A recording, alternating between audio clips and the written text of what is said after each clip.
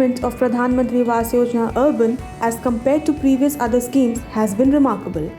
Over the years, new and innovative strategies have been adopted which have contributed to the landmark success of the mission. Various technological interventions have also been undertaken.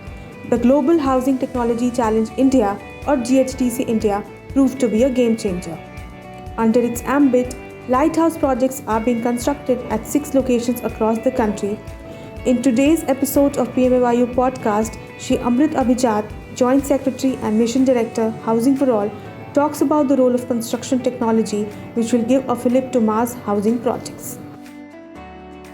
Namaskar, I am Subhashish Das, Director, Ministry of Housing and Urban Affairs. I welcome you all to this podcast on Pradhan Mantri Awas Yojana Urban. We'll have with us esteemed guests, Shri Amrit Abhijat. He is a Joint Secretary and Mission Director for this mission.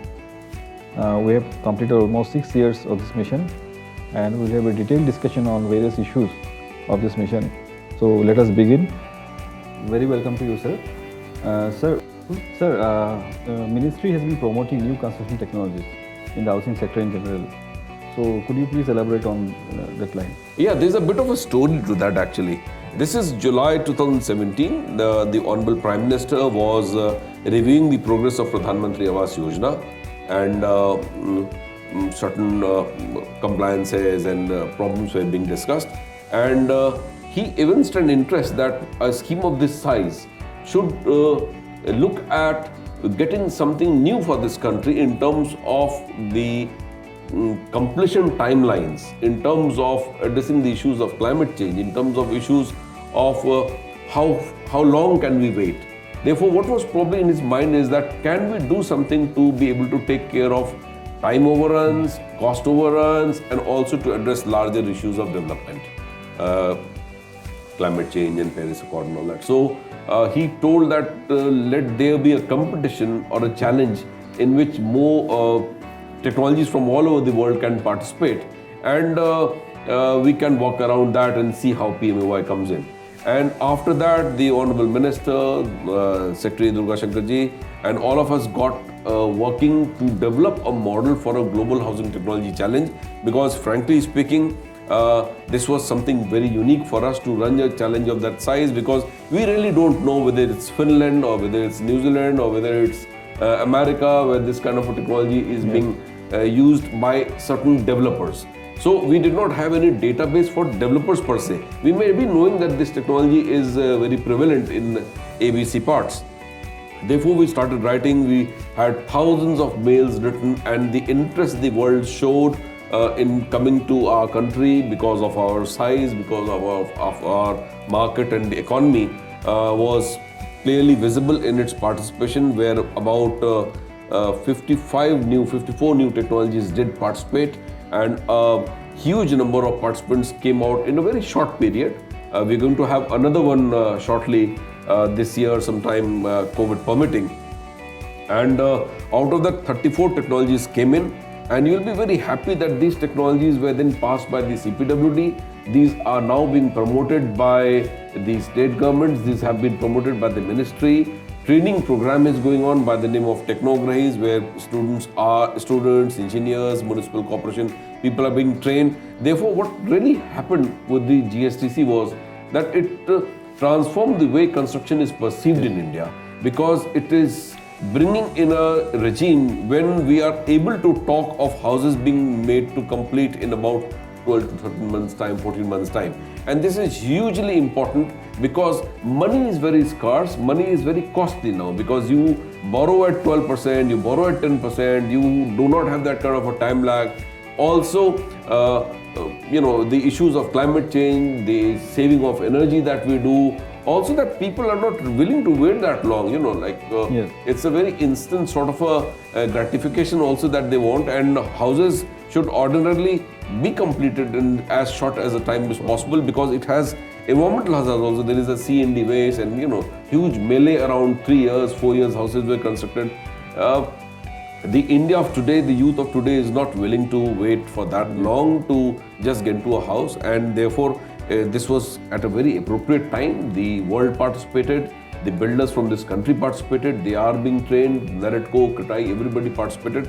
So I see that in the years coming by, we would be in a position to say that our aims, our technology institutes, our government bodies are able to make houses in about 12 months' time, and this will perhaps become the order of the day, particularly in the institutional sector, even if not for the BLC kind of a vertical, because that may take some time. But I also feel that technology will be used even in those houses, if not entirely, for the walls, the floors, the windows.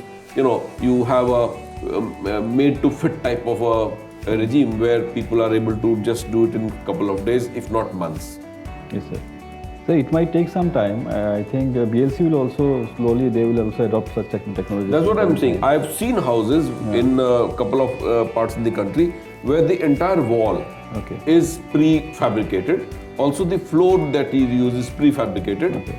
Only the joining the dots are, if I'm to use that phrase, where pillars and those kind of things are done, but windows are ready made. So this is something that is happening now, and Assam, your state, is also taking up the bamboo technology and merging with the new technology. So I see a lot of hybrid IT interventions and hybrid technology interventions coming in so far as other schemes are concerned. And also, why only PMAY? I feel that this is about a time where most of the houses in private sector, in institutional capacities like banks, like private institutions, educational institutions can obviously come up with new technology. And I have reasons to believe that a large number of housing projects in Noida, in Bangalore, in Hyderabad are now, as it is, taking My One technology, monolith, EPS, are already coming in, and they know that this is being supported by the ministry in a big way, whether it's through manpower training, whether it's through institutional development, the CPWD coming with the SOR and those kind of things. So the ministry has been backing it, and I must thank the Honorable Prime Minister for having initiated this in a big way, because it is a change that we are already seeing, and it will put in the entire logic of construction, the logistics will change in a big way. Sir, we have been hearing about lighthouse projects a lot. So what is it all about? Why is it called lighthouse project? Yeah, this actually flows from the earlier question. The lighthouse projects, after the GSTC had happened, we had a state challenge in which we asked the states that you may get a project of the new technology if you are able to give your encumbrance-free land, beneficiaries, environmental clearance, so on and so forth. So states participated, and a couple of states, we knew that we would be taking 6 of them to begin with, because these would be used as live laboratories, and which is why the name Lighthouse Projects, because they will stand testimony to the Global Housing Technology Challenge, to the fact that a new technology is being built, and these will function as a lighthouse in the sense that it is for the people of this country to see what is being done. It is for government organizations who are into construction. It is for the private sector, for the academia, for the engineers who are coming up, for the skill industry to come up, to go and see